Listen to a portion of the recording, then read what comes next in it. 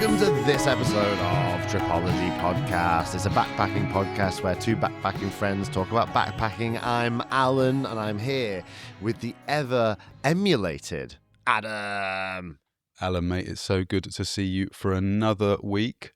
How you been? Where you been?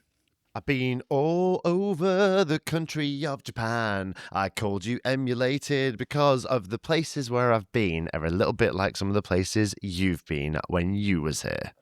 Amazing. I'm looking forward to it. I'm sure you're going to tell us all about it. And then I will look after the Patreon section, the Lost and Found this week, because I've got a little story to tell you about a full circle moment that happened to me just this morning. It was confirmed this morning. And it involves me, lots of olives, and Italy. So I look forward to sharing that. Well, I hate to bring in a load of capitalist bullshit to the start of the episode, but Adam's just told you he's going to talk to you about olives in the Patreon section. And if you aren't on Patreon yet, see that as a sign from a sort of ancient Italian deity, perhaps one of the Roman gods, that you should pay a little bit of money and go and visit us over in the Patreon section. It's incredibly easy to access. You'll find a link under this episode wherever you consume it. You just click that, give all your credit card details to us, and then we use those details to make content for you exclusively. Yes, I love that. Very comprehensive and encouraging. So guys, we really appreciate the support. You know that.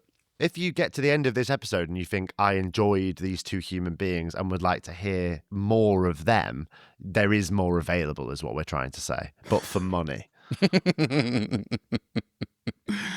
I love that, mate. I love that. I've missed you a lot because you've been gallivanting all over the gaff, all over the Japanese gaff, and we haven't spoken that much apart from some positive messages from you saying you're having the time of your life. Yeah, exactly, because the job that I do here in Tokyo has inexplicably given me time off, and I've been sitting here thinking, I want to feel like I've used that time off to the fullest. I was looking at a map of Tokyo. I went to Nikko very briefly, enjoyed some hiking there. Nikko, a place that, regardless of how I pronounce it, it gets the same reaction from Japanese people. Huh? Oh, have you heard Japanese people say it? No, it's one of those words that they tweak ever so slightly and then it makes sense. I'll go, I've been to Nikko. They'll go, huh? I'll say, Nikko. They'll go, oh, Nikko. And I'll go, oh, okay, what you needed there was a slight pause in between ni and ko. And now you understand. Nikko.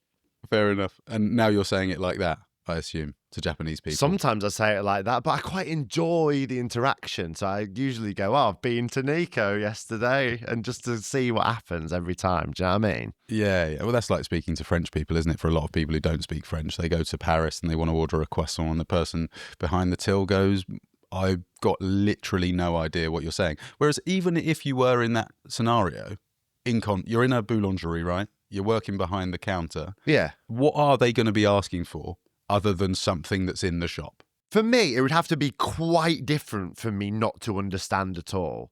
Like if someone said to me, oh, I just went to Manchester, and I'd be like, oh, they must mean Manchester.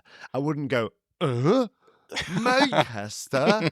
Oh, you mean Manchester. So for me, it's a little bit much, all that reaction stuff. But I got back from Nikko. Mm-hmm. Oh, you mean Nico? Oh, right. Yeah, exactly, man.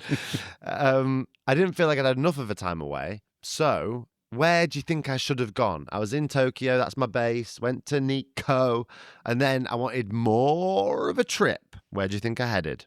To the train station to get on a Shinkansen, I reckon. You're so right, because I'd never had Ekiben. Got to get the Shinkansen. Paid some money, got on the train, got an Ekiben.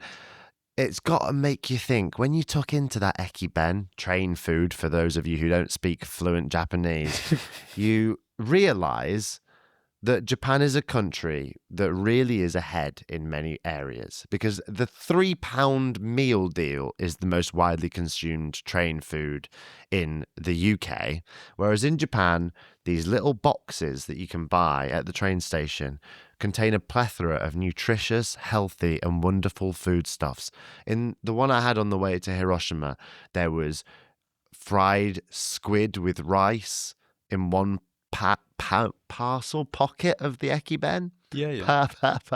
Parcel. Compartment, maybe? Compartment would be a beautiful word if I'd chosen to use it.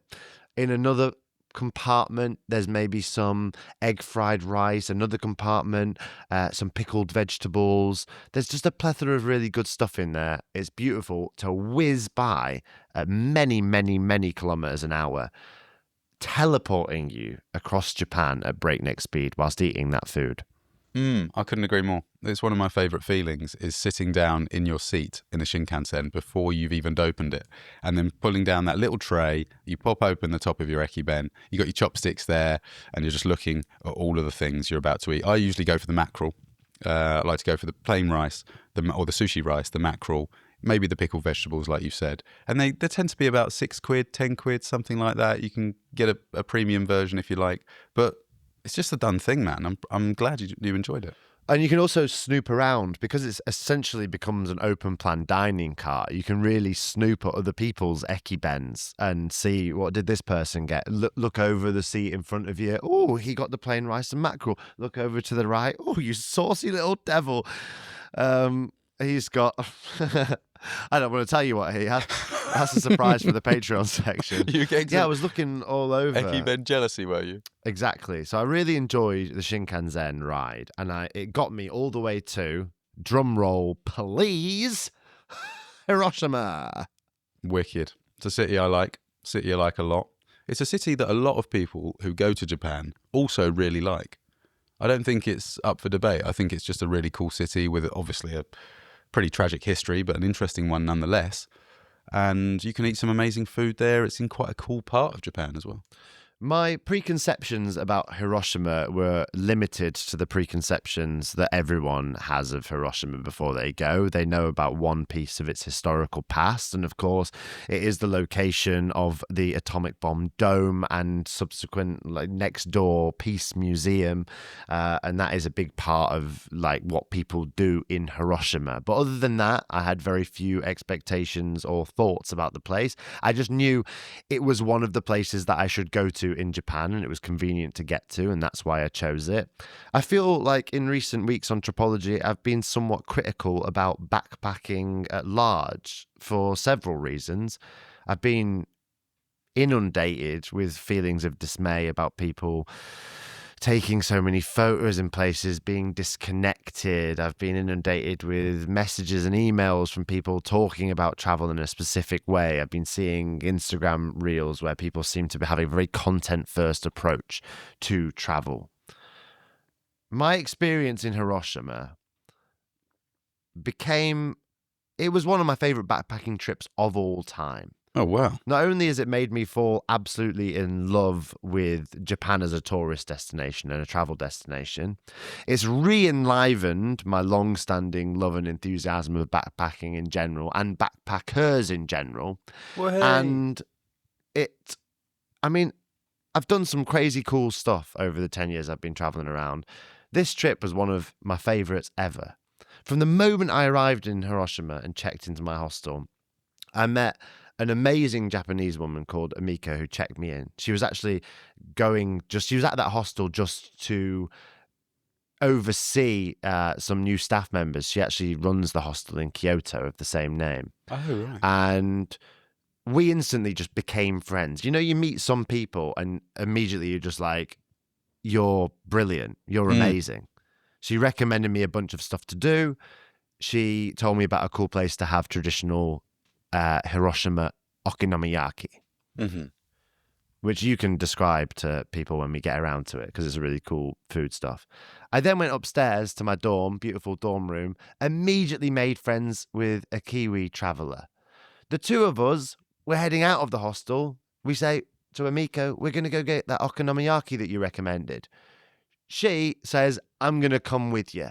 Cool. She leaves the post at the hostel, comes and gets an amazing traditional okonomiyaki with us. Old woman on a slab. Describe okonomiyaki, Adam, in a rice for breakfast style summary. So I think it translates to everything fried. You're mentioning a lot of fried foods on this episode, Alan. I'm maybe in the Patreon section, I'll just make sure you are eating some vegetables and some fresh goods. But it is essentially something that's cooked on a hot plate, can be kind of like a cabbage pancake with a few other bits and bobs. I think the Hiroshima version includes noodles. Correct me if I'm You're wrong. so right, exactly. That the Hiroshima version has either udon or soba noodles added. And there's kind of like a teriyaki sauce and a bit of mayonnaise on top, and then the bonito flakes, a kind of shaved dried fish. And it's fun to eat as well because it's served on the hot plate in front of you. You slice it up with a kind of shovel and then eat it with chopsticks. We then, the three of us, became such good friends that Amiko was like, I'm going to buy baseball tickets for tomorrow. I'm going to take you guys to a Hiroshima Carps game. So good. So good. Isn't it great when you just meet someone and like a group of people, you're just immediately fast friends and it's like, great, we're going to go to baseball tomorrow. The next day, made some more friends at the hostel. All of us went to Miyajima Island, which is a kind of a short way away from Hiroshima. It's a beautiful island with some Shinto shrines and there's a hike or a cable car up to a viewpoint. It's very, very beautiful, very, very picturesque. I saw a double rainbow when I was there, mate. Did you? Yeah. All the way across the sky? Oh, yeah. It's amazing. Double rainbow. We couldn't believe it. Me and the Dutch couple I was standing next to. Amazing. Yeah, it's a really beautiful island, Miyajima, and definitely worth visiting. But because now there was like friends, like there was someone who just checked into the hostel. They'd missed out on the okonomiyaki, but we invited them to come. So now we've got a little team of backpackers traveling around. We score them a baseball ticket as well. By the time it came around to the baseball, we'd assembled a group of 6 of us, all really good friends, and we went to this Hiroshima Carps game. What an atmosphere, mate. Oh, yeah. Big stadium, was it? Because I know baseball is obviously Japan's. Is it the number one sport, potentially? I think it goes baseball and soccer are the 2 most popular. Maybe baseball, soccer, basketball. Yeah, right. So it is a big thing to do, and it is definitely worth doing. Where did I meet that guy? I met a guy once who goes to Japan often to watch baseball games. He's like a fan of a specific team, and all of his Japan trips have got that kind of baseball focus. So not something that I've done because I don't think I've ever been to Japan in baseball season. But what was the atmosphere like? Because baseball's a game that gets a bit of a bad rap because some people think it's boring and too long. It's really fun and exciting, I think, actually. It's really technical. There's a lot going on. And even if you think, oh, it takes ages for them to pitch and bat, it's actually, there's stuff going on because someone might be trying to steal base. And I really enjoyed watching it. And there's downtime where obviously people are drinking and there's a good atmosphere. There's someone coming and refilling people's drinks. I won't hesitate to say that even though I live in Tokyo, I'm now a quite a large Hiroshima Carp fan. Oh, right. A glory hunter. Are they good?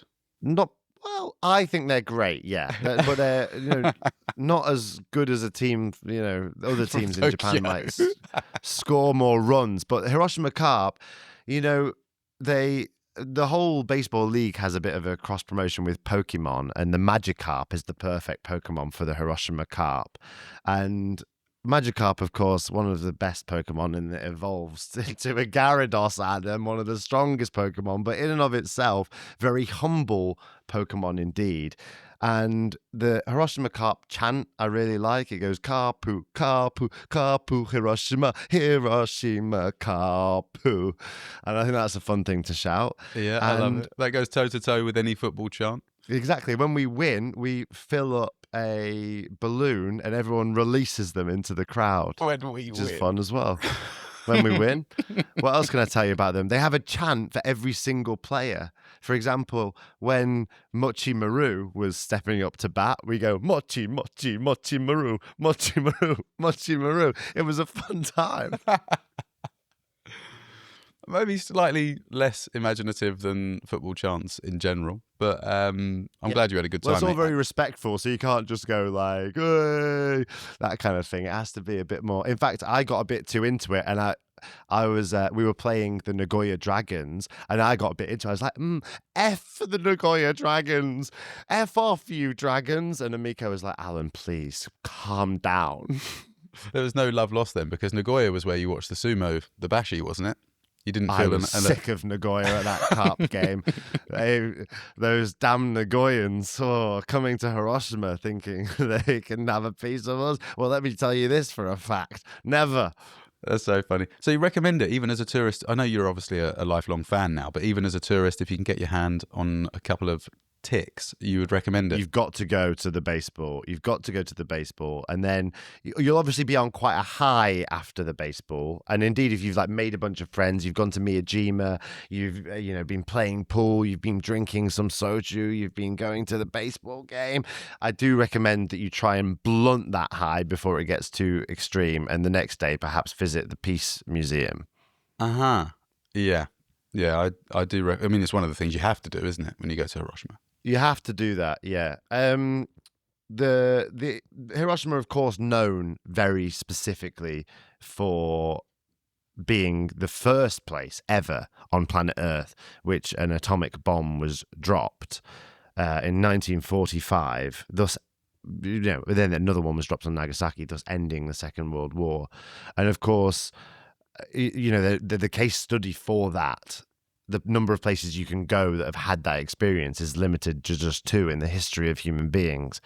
And Hiroshima has a peace memorial and park and building and the only surviving building dedicated to that. It's sombering to talk about, but I think important to talk about too. Wouldn't you agree? Yeah, completely. I mean, a lot of people would go to Hiroshima only for that reason, and then maybe discover how good the city is, and then do some of the things maybe you've done, or some of the things there are to do around that area. So it's maybe could be described as kind of dark tourism, I suppose, from one angle, but it is very important because it's incredibly eye-opening. And the Atomic Dome, which is a building that's been left there since the explosion, is a visual representation of the damage. I mean, it's pretty confronting stuff. So, yeah, I would highly recommend going to Hiroshima for that reason, but also then discover that it is actually a really cool place as well. Yeah, which I think, being a bit glib saying, oh, you should have a really good time and then go to the stuff that you've heard of. I think it's actually a good way around to do it. I think that witnessing Hiroshima and experiencing Hiroshima for the beautiful aspects of it, and then going and being reminded about its history.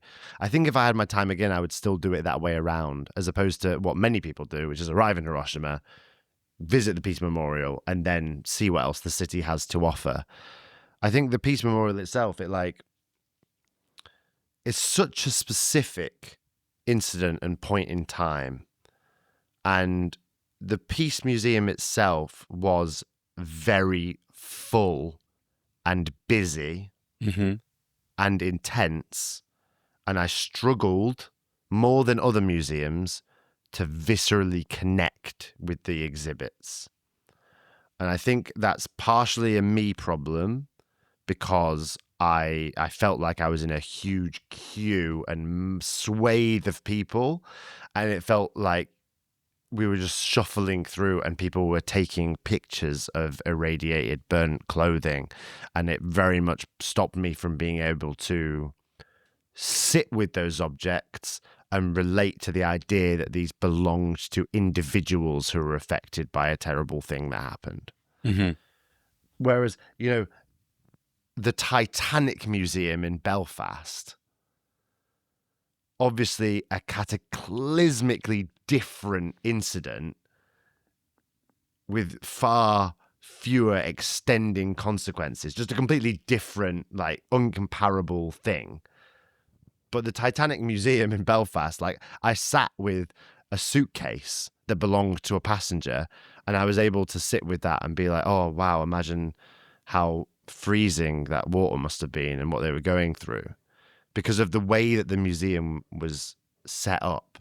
Whereas in the Peace Museum in Hiroshima, I didn't have a moment to do that, really. Okay, so it was like a curation. I was shown pictures and stories and then was moved through because of how many people there were.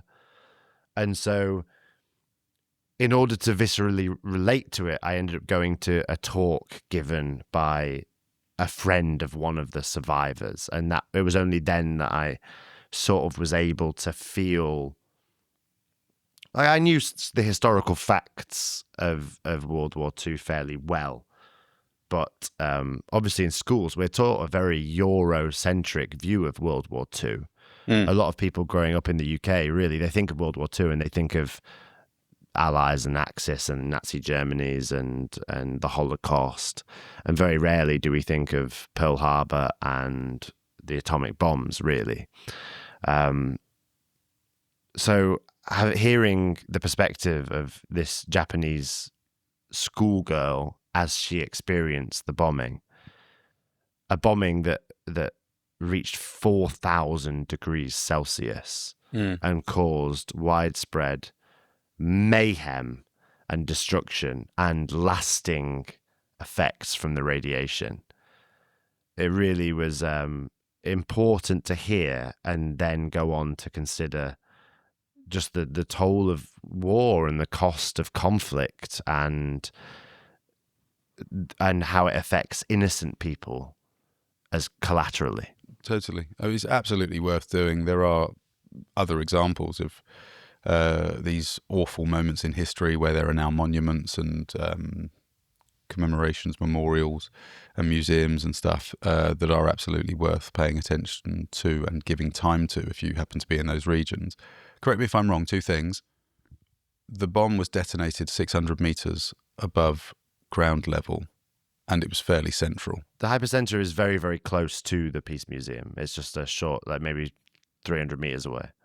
Yeah, and then the exhibition that is at the end, I think is it upstairs and just before the exit, about the bombs themselves, but also I guess the strategy behind choosing Nagasaki and Hiroshima as places to drop the bombs. I found that information incredibly interesting because it was premeditated and they were chosen on purpose. I think they were going to choose Kyoto to drop one of the bombs on, but I think one of the American officers had recently been there on holiday with his wife and he really liked it, so they chose a different city. But they are, when you drop a bomb, especially an atomic bomb, and you are in war against the country, you're trying to do maximum damage. And I think once you put yourself in that mindset to try and imagine what these people were going through, it's frightening stuff, man. It really is. And war is terribly frightening. And you're right. Yeah, they chose those locations to cause the maximal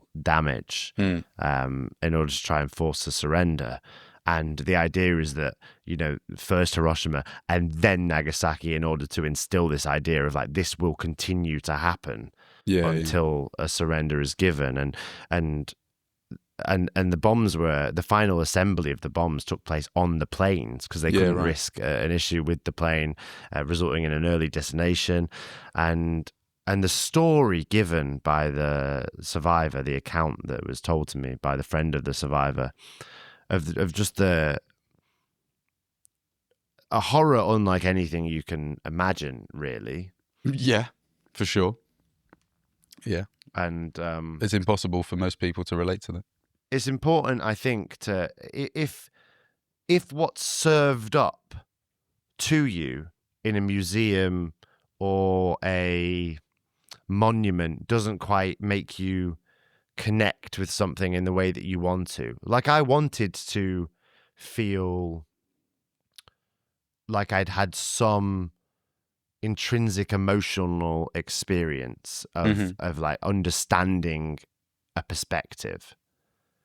Because I could read about the history and see pictures anywhere.